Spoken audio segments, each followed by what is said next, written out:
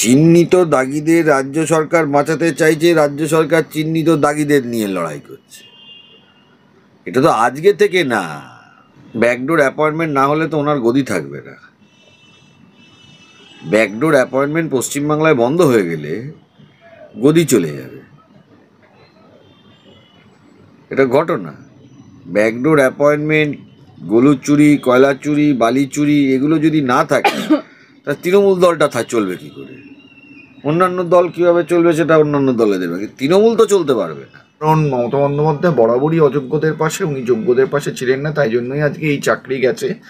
তাই জন্যই অযোগ্যদের যে মাইনে বেতন ফেরত দেওয়ার রায় ছিল, সেই এখনো সরকার কোনো ব্যবস্থা নিচ্ছে না যাতে করে বেতন ফেরত দেওয়া যায়।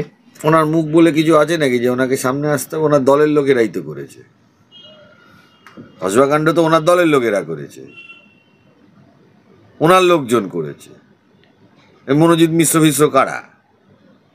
এ কি মঙ্গল গ্রহ থেকে আসালো?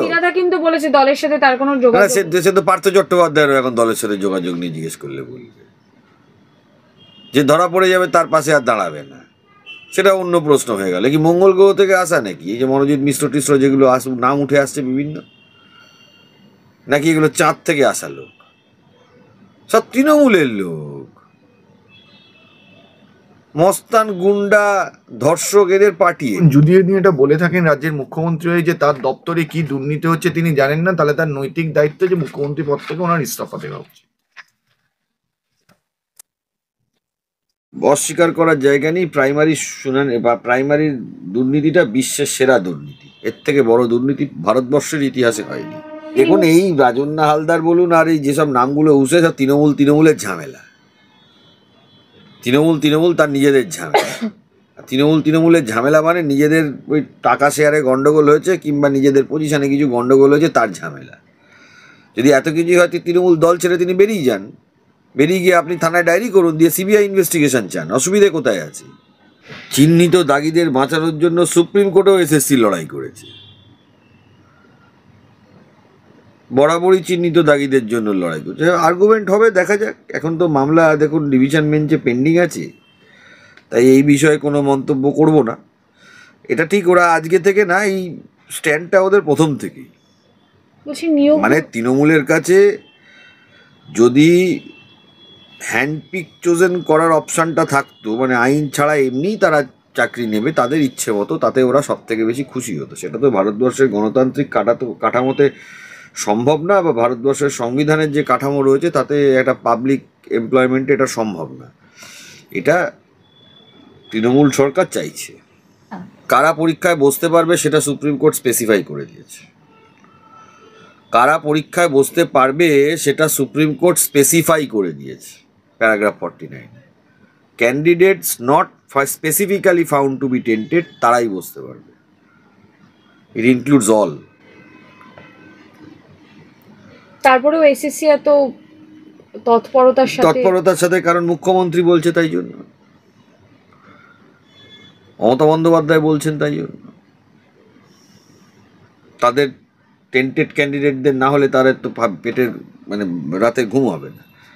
26,000-এর পিছনে 32,000-এর মতোই কি রাস্তায় তারা বসতে চলেছে, এই একটা প্রশ্ন থাকছে। তার কারণ শুনানি, দেখুন, এটা অস্বীকার করার জায়গা নেই। প্রাইমারি শুনানি বা প্রাইমারি দুর্নীতিটা বিশ্বের সেরা দুর্নীতি, এর থেকে বড় দুর্নীতি ভারতবর্ষের ইতিহাসে হয়নি। এখন পথে বসতে চলেছে কি চলেনি সেই বিষয়তে এই মুহূর্তে আমি কিছু বলতে পারবো না, কারণ এখনো শুনানি চলছে, শুনানি শেষ হয়নি। শুনানিতে যা প্রমাণ উঠে আসছে জজ সাহেবরা বিচার করছেন, যা বিচারে রায় হবে সেটা সবাই মানবে, না মানলে সুপ্রিম কোর্ট যাবে। ওনার দল থেকেই তো এই খুন, ধর্ষণ, তোলাবাজি এগুলো প্রমোশন হয়, সব অনুপ্রেরণায় চলে। আপনি একটা কথা বলুন তো, এই অনুব্রত মণ্ডল যে ভাষায় কথা বলে সেই ভাষা আপনারা চালাতে পারবেন না, আপনাদের বিপ সাউন্ড দিয়ে চালাতে হবে। এইগুলোকে প্রমোট করার জন্য তৃণমূল কংগ্রেস, এইগুলোকে প্রমোট করার জন্য মমতা বন্দ্যোপাধ্যায়, এইগুলোকে প্রমোট করার জন্য অভিষেক বন্দ্যোপাধ্যায়। কুণাল ঘোষ বলছে আপনারা চাকরিহারাদের মঞ্চে যাচ্ছেন, থাকছেন। বিকাশ রঞ্জন ভট্টাচার্যের ছবি টবি দিয়ে তিনি বলছেন বারংবার আপনারাই থাকছেন, আপনারাই বসছেন, আবার আপনারাই চাকরি করে মামলা করে চাকরি খেয়ে নিচ্ছেন। দেখুন, কুণাল ঘোষের মতন একজন মূর্খ ব্যক্তিত্ব, 1.5 বছর জেল খাটা আসামি, তাদের বিষয়ে আমি তো কোনো মন্তব্য করতে পারি না। সেই জায়গায় দাঁড়িয়ে একটা প্রসঙ্গ থাকছে, সেটা হচ্ছে রাজন্না হালদার। আমরা দেখেছিলাম 21শে জুলাইয়ের মঞ্চ থেকে তার সেই ঝাঁঝালো মন্তব্যের জন্য তিনি ভাইরাল ছিলেন।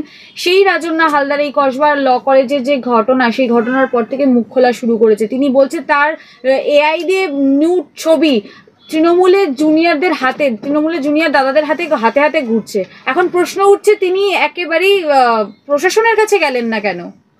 স্বাভাবিক, সেটা তো একটা বড় প্রশ্ন। তিনি প্রশাসনের কাছে গেলেন না কেন? আমরা তো বলবো আপনি এখন প্রশাসনের কাছে যান।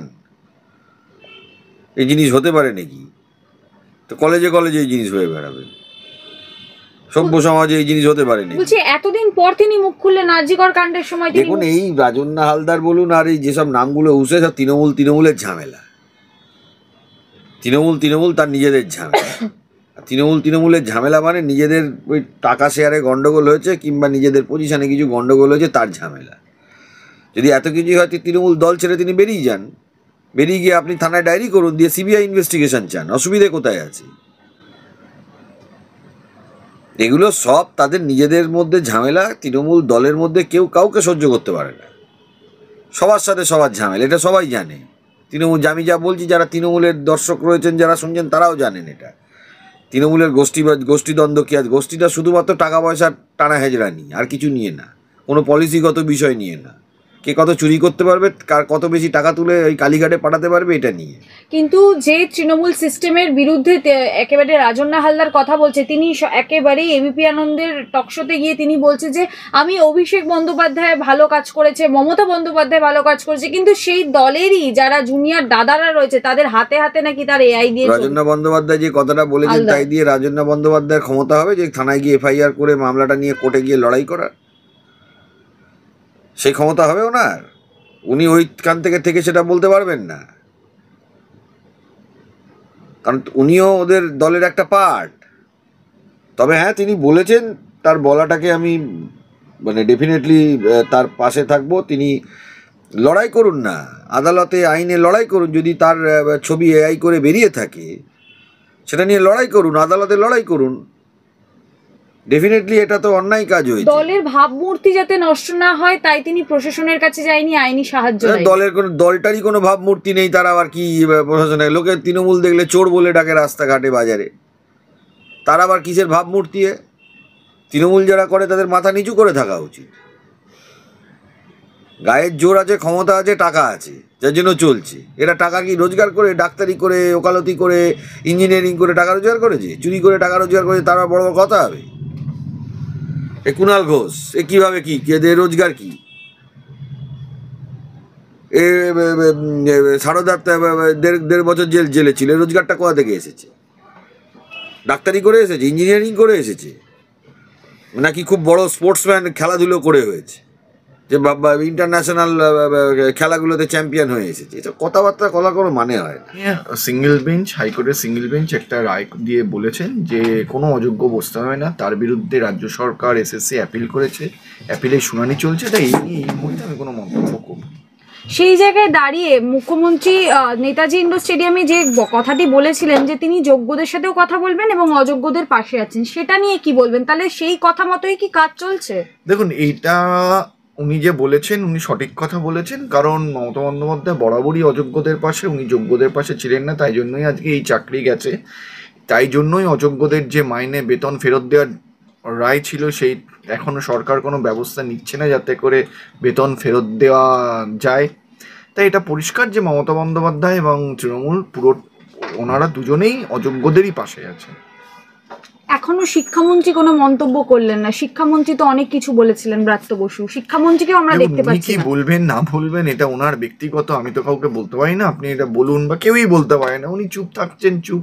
অনেক সময় আমরা জানি সাইলেন্স অ্যামাউন্টস টু ফ্রড বা সাইলেন্স অ্যামাউন্টস টু অ্যাফার্মেশন। এবার ওনার সাইলেন্স কি সেটা উনি জানেন। আচ্ছা, রাজ্য সরকারের কি মদত থাকতে পারে যার জন্য বারংবার চেষ্টা করছে এসএসসি? কল্যাণ বন্দ্যোপাধ্যায় তিনিও বলেছিলেন যে সুপ্রিম কোর্টের ওই যে বিজ্ঞপ্তি, সেই বিজ্ঞপ্তি নিয়ে বলেছিল যে কোথাও অযোগ্যরা বসতে পারবে না, এমনটা কোথাও লেখা দেখুন, নেই। উনি একজন আইনজীবী, উনি কোর্টে সওয়াল করেছেন, এই বিষয়ে আমি কিছু মন্তব্য করব না। প্লাস মামলা আছে পেন্ডিং। আর যে বিজ্ঞপ্তিটা ছিল সেই বিজ্ঞপ্তিতে তো কোথাও বলা ছিল না যে একেবারেই মানে যারা বিজ্ঞপ্তিতে বলা ছিল যারা এলিজেবল তারা বসতে পারবে, অযোগ্যরা বসতে পারবে না, এরকম কিছু বলা ছিল না। তাহলে সেইটাকেই কি হাতিয়ার করছে মুখ্যমন্ত্রী? সেই নিয়েই মামলা করা হয়েছে।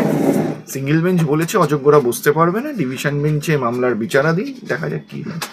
শুধু শুধু কি তাহলে সময়গুলো নষ্ট করা হচ্ছে? দেখাই যাক না কি হয়, ডিভিশন বেঞ্চ কি বলে। অন্যদিকে আমরা দেখতে পাচ্ছি 26,000-এর পিছনেই রয়েছে 32,000। 26,000-এর পেছনে 32,000-ই হয়। 26,000 আগে 32,000 হয় না। 26,000 গেছে, বাতিল হয়েছে দুর্নীতির জন্য। দেখা যাক আরো কত হাজার কি হয়। এই বিষয়ে আপাতত এটাই বলছিলাম, যেহেতু মামলা চলছে। তবে এটা বলছি 26,000-এর পরে 32,000-ই আসে।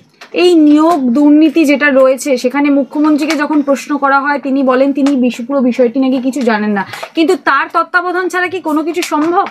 দেখুন, যদি উনি এটা বলে থাকেন রাজ্যের মুখ্যমন্ত্রী হয়ে যে তার দপ্তরে কি দুর্নীতি হচ্ছে তিনি জানেন না, তাহলে তার নৈতিক দায়িত্ব যে মুখ্যমন্ত্রী পদ থেকে ওনার ইস্তফা দেওয়া উচিত। এখানে এটা নিয়ে কোনো রাজনীতি করবো না। রাজন্না হালদার যেটা বলছেন আমি সেটা অবিশ্বাসও করছি না, আমি ধরে নিচ্ছি এটা সত্যি। উনি এটা যেদিন জানতে পেরেছেন উনি প্রশাসনের কাছে গিয়ে কোনো অভিযোগ করেন। তার দুটো কারণ হতে পারে। এক, উনি মনে করতে পারেন যে প্রশাসনের কাছে অভিযোগ করে কোনো লাভ হবে না, কারণ প্রশাসন কোনো ব্যবস্থা নেবে না। উনি মনে করেন যে প্রশাসন অযোগ্য, তাই জন্য উনি প্রশাসনের কাছে যাননি।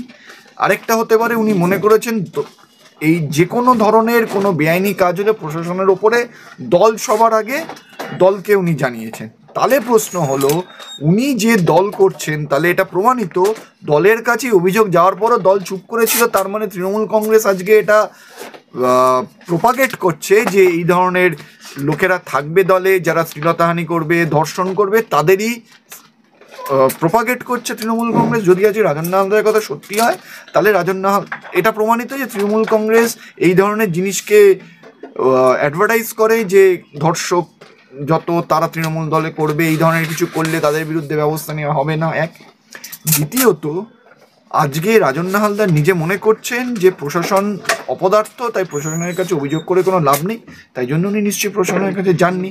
এখন এই কথাগুলো বলে তো কোনো লাভ নেই। উনি যদি বিচার চান, বিচার চাইবে যার কাছে, প্রশাসনের কাছে চাইতে হবে।